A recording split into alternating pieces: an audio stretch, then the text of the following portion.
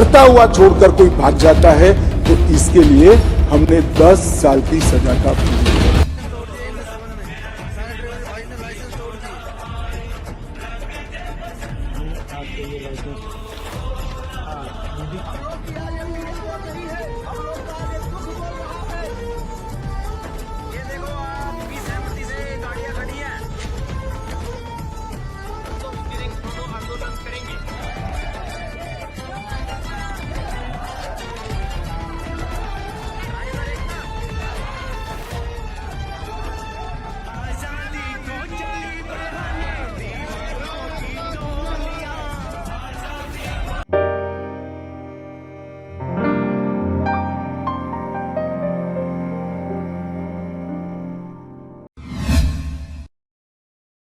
வணக்கம்.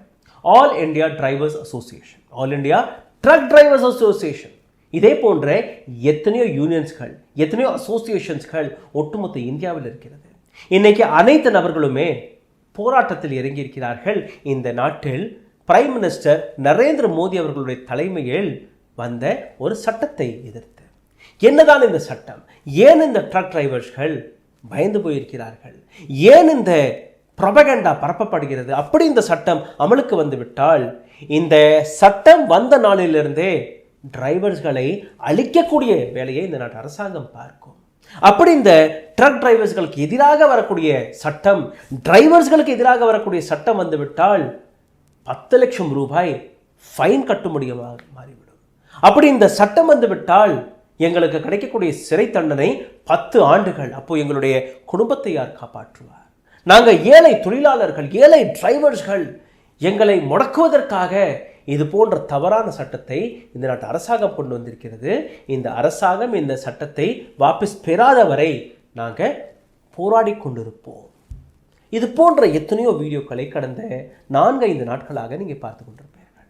அந்த ஹைவேவில் இருக்கக்கூடிய ட்ரக் டிரைவர்ஸ்கள் போராட்டத்தை தொடங்கிவிட்டார்கள்.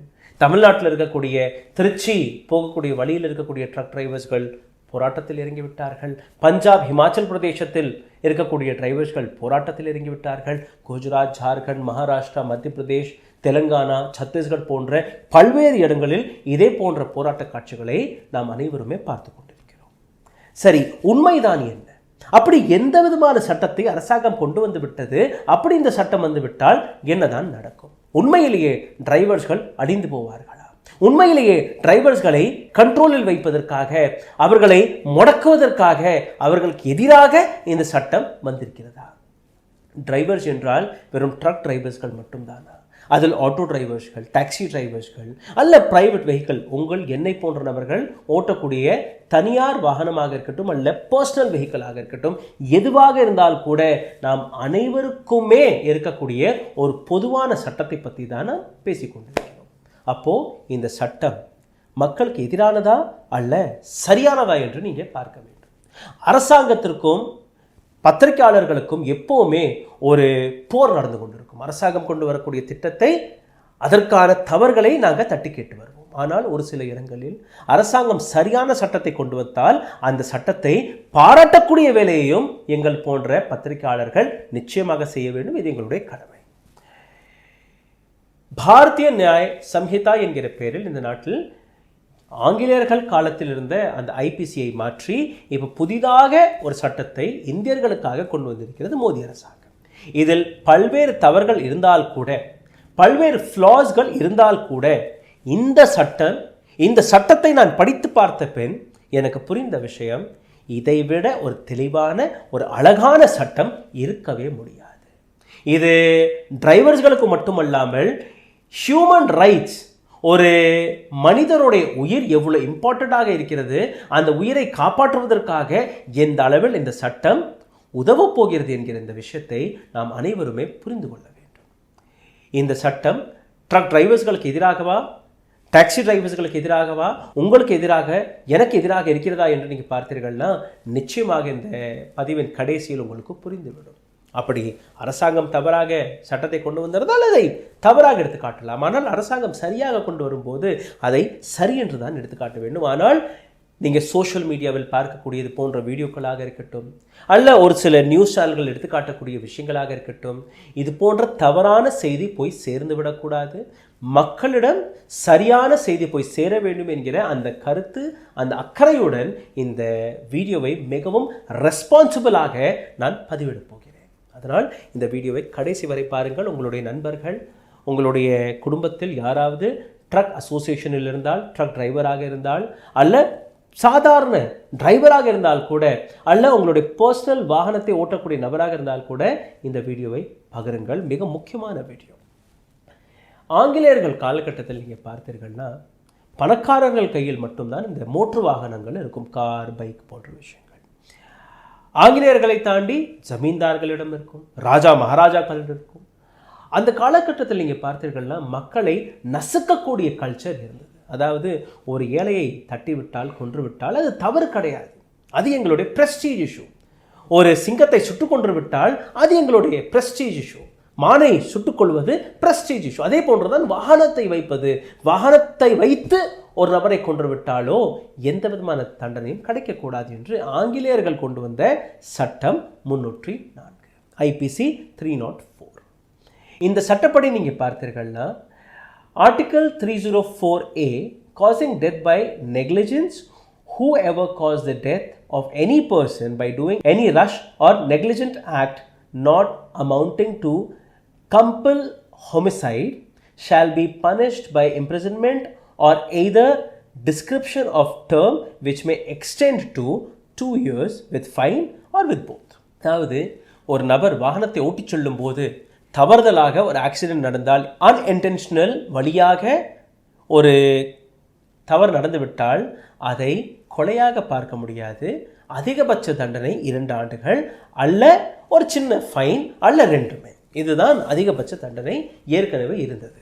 ஆனால் இந்த காலகட்டத்தில் நாம் அனைவருமே bike, car, truck, bus, tractor இது போன்ற பல்வேறு விஷயங்களை வைத்திருக்கிறோம். ஆட்டோ ரிக்ஷா, டாக்ஸி, பல்வேறு விஷயங்கள்.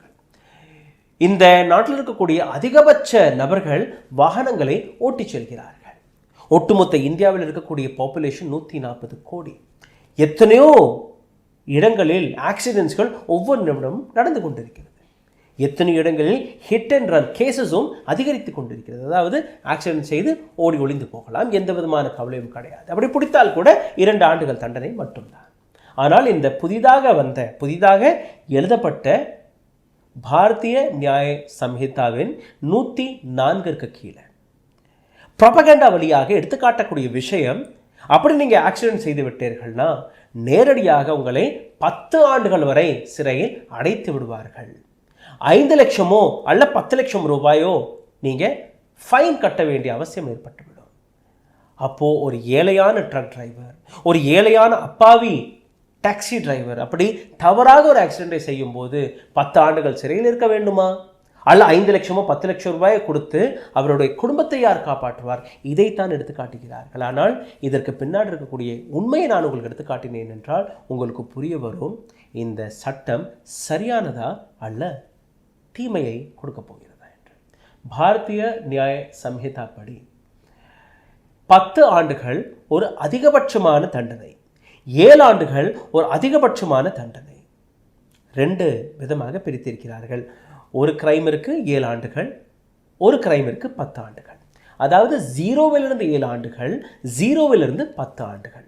உங்களுக்கு 1 நாள் தண்டனையும் கிடைக்கலாம், 2 ஆண்டுகள் தண்டனையும் கிடைக்கலாம், 3, 4, 5, 6 டிபெண்டிங் ஆன் உங்களுடைய கிரைம் எந்த அளவில் இருக்கிறது என்று. சரி, இந்த கிளாஸை நான் படித்து பார்ப்பதற்கு முன்பு ட்ரக் டிரைவர்ஸ்கள் ஏதோ பாதிக்கப்பட போகிறார்கள் என்று தான் நானும் உணர்ந்தேன். ஆனால் அந்த சட்ட புஸ்தகத்தை படித்து பார்க்கும்போது, அந்த 104 என்கிற இந்த கிளாஸை படித்து பார்க்கும்போது தான் எனக்கு புரிய வந்தது, இந்த சட்டம் உங்களுக்கோ எனக்கோ இந்த நாட்டில் இருக்கக்கூடிய பல்வேறு நபர்களுடைய உயிரை பாதுகாக்கக்கூடிய சட்டமாக மாறப்போகிறது. இந்த நாட்டில் இருக்கக்கூடிய மிகவும் அழகாக எழுதப்பட்ட சட்டத்தில் இதுவும் ஒன்றாக மாறப்போகிறது. பாருங்கள், காசிங் டெத் பை நெக்லிஜென்ஸ் 104, இதுதான் இந்த சட்டத்துடைய பெயர். இந்த சட்டத்தை 2ஆக பிரித்திருக்கிறார்கள், பார்ட் 1 and பார்ட் 2. முதல் பக்கத்தில் whoever caused the death of any person by doing any rash or negligent act not accounting to culpable homicide shall be punished with imprisonment of either description of term which may extend to 7 years, which may extend, இதை கவனமாக பார்க்க வேண்டும், which may extend to 7 years and shall also be liable for fine. Shall இருக்கலாம், ஆகலாம், நடக்கலாம். இந்த வார்த்தை நீங்கள் கவனமாக பார்க்க வேண்டும். அதாவது நீங்கள் வண்டியை, வாகனத்தை ஓட்டிச் சென்ற போது தவறாக ஒரு ஆக்சிடென்ட் நடந்து அந்த நபர் இறந்து விட்டாலோ, அவருடைய கை கால் முறிந்து விட்டாலோ, உங்களுக்கு ஒரு சிறை தண்டனை கிடைக்கலாம், அல்ல நீங்கள் ஃபைனும் கட்ட சொல்லுவார்கள். எவ்வளோ இந்த சிறை தண்டனை என்று பார்த்தீர்கள்னா 7 years, which may extend to 7 years and shall also be liable for fine. அப்போது உங்களுக்கு 7 ஆண்டுகள் கிடைக்கும் என்று நீங்கள் பார்த்தீர்கள்னா நிச்சயமாக கிடையாது. அது 1 மாதமாகவும் இருக்கலாம், 1 நாளாகவும் இருக்கலாம், 2 மாதங்களாக இருக்கலாம், அல்ல உங்களை எந்த விதமான பனிஷ்மெண்ட்டும் இல்லாமல் அதற்கான ஃபைனை மட்டும் கட்டி உங்களை அனுப்பலாம். அல்ல ஃபைனும் கிடையாது, சிறையும் கிடையாது, அப்படியே கூட உங்களை அனுப்பலாம். என்ன நடக்கும் அதையும் நீங்கள் பாருங்கள். பார்ட் 2வில் நீங்கள் பார்த்தீர்கள், இங்கே தான் டிரைவர்ஸ்களுக்கு பிரச்சனையே இருக்கிறது. இதற்காக தான் டிரைவர்ஸ்கள் அந்த போராட்டத்திலேயே இறங்கி இருக்கிறார்கள். Whoever causes death of any person by doing any rash or negligent act not amounting to culpable homicide and escape from the scene of incident or fail to report the incident to the police officer or magistrate soon after the incident shall be punished with imprisonment, either description of term which may extend to 10 years or shall also be liable for fine. முதல் விஷயம், இங்கே 5 லட்சம் 10 லட்சம் என்கிற எந்த விதமான fine என்கிற விஷயத்தையும் எழுதவில்லை. இரண்டாவது, இந்த சட்டத்தை படித்து பார்க்கும்போது உங்களுக்கு என்ன தெரிகிறது, உங்களால் ஒரு ஆக்சிடென்ட் நடந்து விட்டது, தவறாக நடந்து விட்டது, ஆனால் அந்த ஆக்சிடென்ட்க்கு பின் ஒரு நபர் உயிரிழந்து கொண்டிருக்கும் போது அந்த நபரை காப்பாற்றாமல் அங்கிருந்து நீங்கள் ஓடிப்போனீர்கள்னா, ஓடிப்போனது மட்டுமல்லாமல் போலீஸருக்கு அந்த தகவலை நீங்கள் கொடுக்காமல் போனீர்கள்னா, அப்படி போலீஸருக்கு நீங்கள் தகவலை கொடுக்கவில்லை என்றால் கூட பரவாயில்லை, அதே தகவலை நீங்கள் மேஜிஸ்ட்ரேட்டிடம் கூட போய் கூறவில்லை என்றால் உங்களுக்கு இந்த 10 ஆண்டுகள் அதற்கான சிறை தண்டனை கிடைக்கும். இந்த ஒட்டுமொத்த சட்டத்தை இன்னொரு ஆங்கிளில் நீங்கள் புரிந்து கொள்ளுங்கள். உங்களால் ஒரு ஆக்சிடென்ட் நடந்துவிட்டது, அந்த ஆக்சிடென்ட்லேருந்து நீங்கள் பயந்து அங்கேருந்து ஓடி போனீர்கள். ஐயோ, அக்கம் பக்கத்தில் இருக்கக்கூடிய மக்கள் என்னை அடிச்சே கொன்று விடுவார்கள். சரி, அரசாங்கம் என்ன கூறுகிறது, உங்களுடைய உயிரை காப்பாற்றுவதற்காக நீங்கள் அங்கேருந்து ஓடி போனீர்கள், பரவாயில்லை, அதற்கான சட்டம் உங்களுக்கு நாங்கள் கொடுக்குறோம், உங்களுடைய உயிரை காப்பாற்றுவது அதற்கான அனைத்து அதிகாரமும் உங்களுக்கு இருக்கிறது. இதைத்தான் முதலும் செய்தார்கள். அங்கேயும் நீங்கள் நேரடியாக போலீஸ் ஸ்டேஷனில் போய் சரணடையலாம். இங்கேயும் அதுதான். அடுத்த சிக்னலில் நீங்கள் பார்க்கக்கூடிய ஒரு பிசிஆர் வேன் அல்ல டிராஃபிக் போலீஸ் அல்ல போலீஸ் அங்கே போய் உங்களுடைய இன்சிடென்ட் நடந்த இடத்தை, இந்த மாதிரி அந்த சிக்னல் நடந்து கிளம்பினேன், அந்த இடத்துல இந்த மாதிரி ஆக்சிடென்ட் ஆயிடுச்சு, அந்த நபர் உயிருக்கு போராடி கொண்டு இருக்கிறார் சார், உடனடியாக போய் காப்பாற்றுங்கள், நான் அங்கே போனேன்னா அங்கே இருக்கக்கூடிய பப்ளிக் என்னை அடிச்சு கொண்டு. சரி, போலீஸிடம் போனால் அவங்க கேஸ் எல்லாம் போட்டுருவாங்க, எங்களிடம் ஃபைன் எல்லாம் வாங்குவாங்க, எங்களை கடுமையாக தண்டிப்பார்கள், மிரட்டுவார்கள். அப்போ நீங்கள் போலீஸிடம் போக வேண்டாம், நேரடியாக 100 நம்பருக்கு டயல் பண்ணலாம், 112 நம்பருக்கு டயல் பண்ணலாம், அல்ல போலீஸ் ஸ்டேஷன் நம்பர் உங்களிடம் இருந்தால் அங்கே நீங்கள் டயல் பண்ணலாம். சரி, அப்படி நாங்கள் டயல் செஞ்சோம்னா நாங்கள் பிடிபட்டு போவோம், எங்களுக்கு எத்தனையோ லட்சத்திற்கான ஃபைனை கட்ட சொல்லுவார்கள், இல்லை எங்களை 5 வருஷம் 6 வருஷம் 10 வருஷத்துக்கு சிறையில் அடைச்சி விட்டுருவாங்க. எங்களோட குடும்பத்தை யார் காப்பாற்றுறது? போலீஸ்கிட்ட நாங்கள் போகவே மாட்டோம், போலீஸ்க்கும் எங்களுக்கும் ஆகாது, பரவாயில்லை. அரசாங்கம் அந்த இடத்திற்கும் ஒரு கிளாஸை கொடுத்துருக்கிறது. நீங்கள் அடுத்த சிக்னலில் இருக்கக்கூடிய போலீஸ்கிட்ட போக வேண்டாம், போலீஸ் ஸ்டேஷனுக்கு போக வேண்டாம், 100ஆம் நம்பருக்கு நீங்கள் ஃபோன் அடிக்க வேண்டாம், போலீஸ் ஸ்டேஷனில் இருக்கக்கூடிய நம்பருக்கு ஃபோன் அடிக்க வேண்டாம். ஆனால் நீங்கள் மேஜிஸ்ட்ரேட்டிடம் போய், கோர்ட்டில் போய், இந்த மாதிரி ஐயா இத்தனை மணிக்கு நான் இந்த ரோட்டில் இருந்து போயிட்டு இருந்தேன், அந்த இடத்துல இந்த மாதிரி தவறுதலாக ஒரு ஆக்சிடென்ட் நடந்து விட்டது, இதற்கான என்ன தண்டனை நீங்கள் கொடுக்குறீர்களோ நான் ஏற்றுக்கொள்ள தயாராக இருக்கிறேன், இதுதான் அங்கே நடந்த விஷயம். அப்போது உங்களுக்கு எந்த விதமான தண்டனையும் கிடைக்காது, அந்த குற்றத்திற்கு ஏற்றபடி ஏதோ ஒரு நாளோ 2 நாளோ அல்ல ஒரு ஃபைனை கட்ட சொல்வார்கள், அவ்வளவுதான். ஆனால் இதை எப்படி ட்விஸ்ட் செய்து காட்டுகிறார்கள், எப்படி இந்த விஷயத்தை ஒரு ட்ரக் டிரைவர்ஸ் மனதில் ஒரு தவறான சென்டிமெண்ட், ஒரு தவறான வழக்காக இதை எடுத்து காட்டுகிறார்கள் என்று தான் நீங்கள் புரிந்து கொள்ள வேண்டும். அரசாங்கம் இந்த விஷயத்தை வைத்து எந்த விதத்தில் இந்த நாட்டில் இருக்கக்கூடிய பல்வேறு உயிர்களை காப்பாற்றப் போகிறது என்று அதையும் நீங்கள் பாருங்கள். என்னை எடுத்துக்கொள்ளுங்கள், நான் ஒரு ஆக்சிடெண்ட்டை செய்துவிட்டேன், ஏதோ ஒரு இடத்துல நான் ஒரு ஆக்சிடெண்ட்டை செய்து விடுகிறேன் என்று ஒரு எக்ஸாம்பிளாக எடுத்துக்கொள்ளுங்கள். அந்த இடத்துல இருந்து நான் அந்த நபரை காப்பாற்ற நான் காரில் இருந்து கீழே இறங்குறேன். ஆனால் மக்கள் திரண்டுட்டாங்க, அடிக்க வர்றாங்க. நான் டப்புன்னு காரில் ஏறி நான் அங்கேருந்து எஸ்கேப் ஆக்கிடுறேன். ஏதோ ஒரு கிராமத்தில் போய் நான் ஒளிஞ்சுக்கின்றேன். என்னை யாருமே பிடிக்க முடியாது. அப்படி பிடிச்சா கூட என்ன 2 வருஷம் தானே, இல்லை ஒரு ஃபைனை கட்டிட்டு அப்படி என்னை சிறையில் அடைச்சால் கூட எனக்கு பெயில் கிடச்சி வரும். அடுத்த 2-3 மணி நேரத்தில் நான் வெளியில் வந்துடுவேன். எனக்கு எந்த விதமான கவலையும் இல்லை. அந்த தைரியம் ஏற்கனவே இருந்த ஐபிசி செக்ஷன் 304 எனக்கு இருந்தது. இந்த சட்டம் என்ன செய்யும் நீங்கள் பாருங்கள். அப்படி நான் அந்த மாதிரியான ஒரு தவறை செய்து ஏதோ ஒரு இடத்தில் போய் ஒளிந்திருந்தால் யாராவது என்னுடைய நம்பரை நோட் பண்ணியிருப்பார்கள். சிசிடிவி கேமராவில் என்னுடைய கார் பதிவாகியிருக்கும். சிசிடிவி கேமராவில் ஏதோ ஒரு இடத்துல என்னுடைய வாகனத்துடைய நம்பரும் பதிவாகியிருக்கும். அப்போ என்னால் தப்பவே முடியாது. அப்படி போலீஸார்கள் என்னுடைய வீட்டில் என்னை கைது செய்து விட்டால் என்னுடைய தண்டனை அதிகமாக கிடைக்கும். அந்த பயம் என்னுடைய மனதில் இருக்கும்.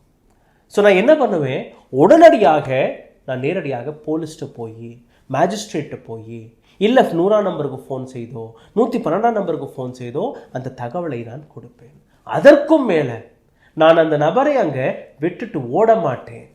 அப்படி நான் அந்த நபருடைய உயிரை காப்பாற்றி விட்டேன் என்றால் எனக்கு பாதுகாப்பு கிடைக்கும், எனக்கு பாராட்டு கிடைக்கும். அந்த முயற்சியில் அந்த நபர் இறந்து போனால் கூட எனக்கு தண்டனை கிடைக்காது. ஏன்னா நான் அந்த உயிரை காப்பாற்றக்கூடிய வேலையை பார்த்தேன். நான் ஓடவில்லை, நான் தைரியமாக நின்றேன். அந்த பாராட்டு, அந்த ரெஸ்பான்சிபிலிட்டி, அந்த உயிருக்கான அர்த்தத்தை இந்த சட்டம் எனக்கு புரிய வைக்கிறது, உணர வைக்கிறது. இந்த விஷயம் உங்களுக்கோ எனக்கோ சாதாரணமாக புரியாது. ஆனால் இதே போன்ற ரோடு ஆக்சிடென்ட்களில் உயிரிழந்த நபர்கள், சரியான நேரத்தில் சரியான சிகிச்சை கிடைக்க முடியாமல் உயிரிழந்த நபர்கள், அந்த குடும்பங்களிடம் போய் கேட்டு பாருங்கள் எவ்வளோ ஆழமான சட்டம் என்று. இதைவிட சரியான சட்டம் ரோடு ஆக்சிடென்ட்களில் இருக்குமா என்று நீங்கள் பார்த்தீர்கள்னா என்னை பொறுத்தவரையில் கிடையாது. இந்த சட்டம் தெளிவாக எடுத்து வைக்கக்கூடிய விஷயம் 0 to 10 years, ஒரு மணி நேரத்திற்கான தண்டனை அல்ல ஒரு நிமிடத்திற்கான தண்டனையிலிருந்து தொடங்கி 10 ஆண்டுகள் வரை. இதில் இன்னொரு விஷயத்தை நீங்கள் பாருங்கள், விரோதிகள் வாகனத்தை ஏற்றிக்கொள்ளக்கூடிய வேலையும் பார்த்து வருகிறார்கள். இப்போ சமீபத்தில் நீங்கள் பார்த்தீர்கள்னா ஒரு இன்ஃப்ளூயன்சர், அந்த பெண்ணுடைய பாய் ஃப்ரெண்ட், அந்த பெண்ணுடன் ஒரு வாக்குவாதம் நடக்கிறது. அந்த பெண்ணை கார் ஏற்றி கொல்ல முயற்சிக்கிறார். அந்த பெண் இன்னைக்கு உயிருக்கு ஊசலாடி கொண்டிருக்கிறார். இது போன்ற சட்டம் இருந்தால் அந்த நபருக்கு கிடைக்கக்கூடிய தண்டனை குறைஞ்சபட்சம் 10 ஆண்டு, 10 லட்சம் ரூபாயை அந்த நபரிடம் வாங்கி அல்ல அதற்கு தேவைப்படக்கூடிய அந்த ஃபைனை வாங்கி அந்த குடும்பத்திடம் கொடுப்பார்கள். இப்போ இருக்கக்கூடிய சட்டம் 304 எந்த விதமான ப்ரொவிஷனும் கிடையாது. ஃபைன் ஒரு சாதாரணமான ஃபைன், அதிகபட்ச தண்டனை எனக்கு வெறும் 2 ஆண்டுகள் மட்டும். அப்போது இது போன்ற விரோதிகள் செய்யக்கூடிய சதியிலிருந்தும் இந்த சட்டம் பல்வேறு உயிர்களை காப்பாற்றப் போகிறது. இப்போ சொல்லுங்கள், இந்த சைடில் நீங்கள் பார்க்கக்கூடிய இந்த போராட்டம் சரியானதா அல்ல இவர்களுக்கு அந்த விஷயத்தை புரிய வைக்கவே இல்லையா? இந்த நாட்டில் இருக்கக்கூடிய மீடியா ஹவுசஸ்களுடைய ரெஸ்பான்சிபிலிட்டி, பத்திரிகையாளர்களுடைய கடமை எது? யாரெல்லாம் தவறாக இந்த சட்டத்தை பார்த்து வருகிறீர்களோ, யாருக்கெல்லாம் இந்த சட்டம் தவறாக தெரிகிறதோ, தயவு செய்து இந்த சட்டத்தை படியுங்கள். படிக்க தெரியாத நபர்களுக்கு, இந்த சட்டங்களை பற்றி சரியாக புரிதல் இல்லாத நபர்களுக்கு நீங்களோ நானோ எடுத்து செல்லாத வரை அவர்கள் இப்படித்தான் தவறாக பார்ப்பார்கள். காரணம், இது ஒரு போராட்டம் நடந்து கொண்டிருக்கிறது. இந்த போராட்டத்தின் பேரில் எங்களுக்கு எதிராக அரசாங்கம் செயல்பட்டு கொண்டிருக்கிறது என்கிற இந்த மெசேஜை தான் எடுத்துக்காட்டியிருக்கிறார்கள். இந்த சட்டம் உங்களுக்கோ எனக்கோ எந்த அளவில் பாதுகாப்பை வழங்கப் போகிறது என்கிற இந்த விஷயத்தை யாருமே எடுத்து செல்லவில்லை. அதாவது ஒரு உயிர், அந்த உயிர் தான் முக்கியம். நீங்க ஓடி போனாலும் பரவாயில்லை, உடனடியாக அக்கம் பக்கத்தில் இருக்கக்கூடிய போலீசார்கள், டிராஃபிக் போலீஸ் அல்ல ஆம்புலன்ஸ் அல்ல அந்த நபரையை வண்டியில போட்டு கூட்டி செல்லுங்கள். இதைத்தான் இந்த அரசாங்கம், இந்த சட்டம் எடுத்து வைத்திருக்கிறது. இதை எப்படி நீங்க தவறான சட்டமாக பார்க்க முடியும்? இதற்கு மேல் நீங்க கீழே கமெண்ட் பாக்ஸில் ஒரு விஷயத்தை செய்யுங்கள். அப்படி இந்த சட்டம் தவறாக தெரிந்தால் அதற்கான விளக்கத்தை எழுதி விடுங்கள். அப்படி உங்களுக்கு இந்த சட்டம் சரியான சட்டம் தான் என்று தோணுது என்றால் அதையும் நீங்கள் எழுதி விடுங்கள். இதை தாண்டி தயவு செய்து இந்த வீடியோவை பகிருங்கள். உங்களுடைய ஒவ்வொரு கமெண்ட்டும் இது போன்ற வீடியோக்களை பல்வேறு ஆயிரக்கணக்கான நபர்களும் கொண்டு போய் சேர்க்கக்கூடிய வேலையை பார்த்து வருகிறது. புத்தாண்டு உங்கள் அனைவருக்குமே ஒரு சிறந்த புத்தாண்டாக மாற வேண்டும். உங்கள் வீட்டில் இருக்கக்கூடிய அனைத்து நபர்களுக்குமே ரோட்டில் ஒரு சரியான பாதுகாப்பு கிடைக்க வேண்டும். Happy new year. நன்றி, வணக்கம். ஊடகம் கார்ப்பரேட் அரசியல்வாதிகளின் கைப்பாவையாக, அடிமைகளாக இருந்தது போதும். இனி சாட்டை எடுத்து சுழற்றும் நேரம் வந்துவிட்டது. ஊடகம் பொதுமக்களாகிய உங்களுக்காக, உங்களாலேயே இயக்கப்பட வேண்டும். ஊடக சுதந்திரத்திற்காக உங்களின் பங்களிப்பை இன்றே அளித்திடுங்கள்.